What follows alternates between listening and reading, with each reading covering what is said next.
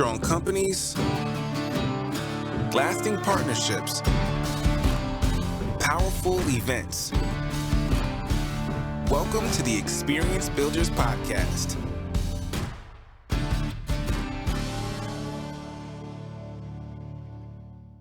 Hey guys, it's Chris Griffin at Crew XP.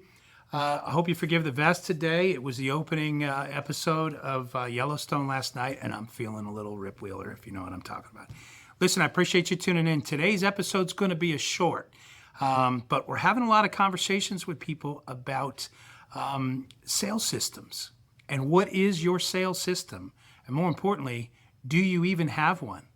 I'm amazed at how many of the sales professional friends I talk to, and nobody really can communicate what their sales system is. I hear things like, well, first I try and establish rapport and want to make sure I'm liked, and then we tell some stories. And well, that's not a sales system, right?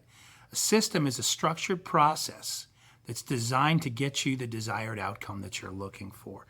So in my experience, there are three things that you really need to know about when you're talking about a sales system, three things to look for. Number one, remember, sales don't happen by accident, right? The pros never wing it, okay? They're strategic about what they're doing. They're thoughtful about what they're saying and the questions they ask. They follow a process, okay? And it's a process that allows you to measure and chart progress throughout that process. So if I lose a sale, I want to know exactly when and where I lost it. Number two, all great sales systems, believe it or not, have the same key elements in common.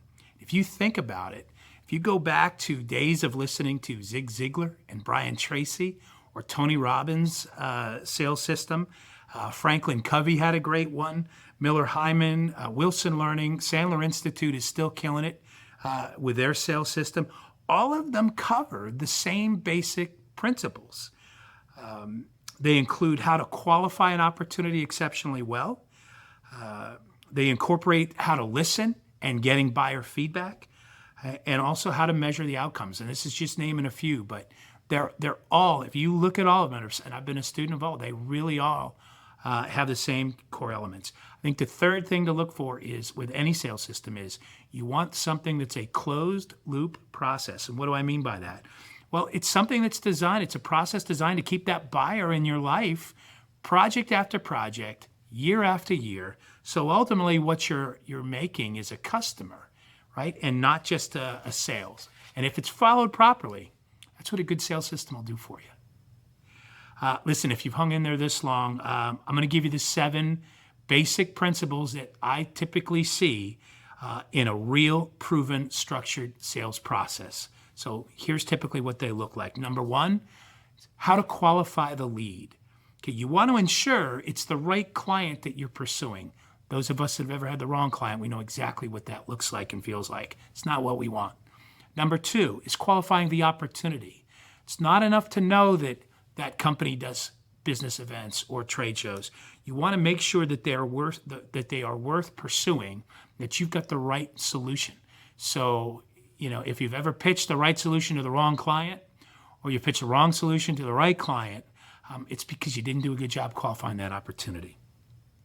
Number 3, and I think this is the most important, it's what we call the consultation phase.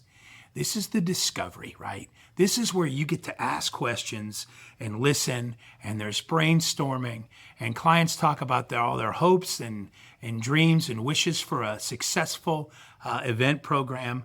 There's a lot of strategic storytelling going on, and if it's done well, you've established a ton of credibility and trust in the process. Step 4 is what we call the presentation phase. Now, if you're going to share anything in writing, a design, a proper written estimate, and by the way, we don't do quotes in our company, they're proper written estimates.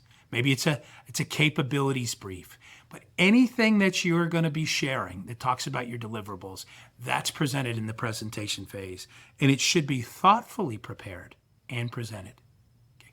Once you move through the next step, it's what we call, and this is step 5, the confirmation solution phase. You're confirming that solution. Look, we're not a beauty contest pageant participant. It's not, ta-da, take or leave my solution, right? Okay, we know that they're going to have feedback. We know there's going to be changes. So we know there's variables that they may come back with they didn't tell us originally. So this is a built-in step to make sure that we're planning to adjust and listen and accept all those variables and then resubmit with what the final solution is. Hopefully then we're getting the closing or the signature signals, and then we move to the coordination of order. Okay, and that's step 6. This is all the icky, nasty stuff that particularly when you're under short lead times, it's hard to get. But you've got to remember, we need all of those things like key deadlines and camera-ready artwork for the large format graphics. We need to know ship dates. We need to have the deposit and payment schedules figured out.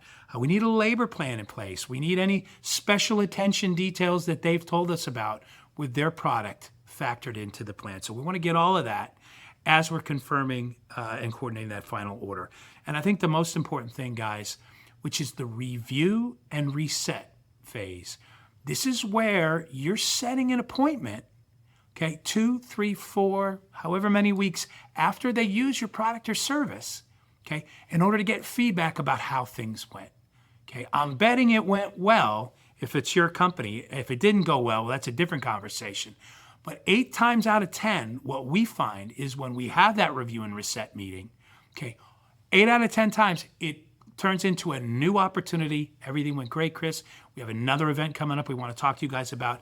It goes right back to phase 3, which is the consultation and discovery phase.